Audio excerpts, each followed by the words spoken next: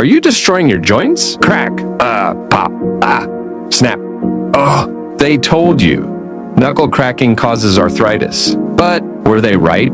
The truth revealed. Good news. Science says cracking your knuckles does not cause arthritis. It's actually gas bubbles popping in your joints. No long-term damage.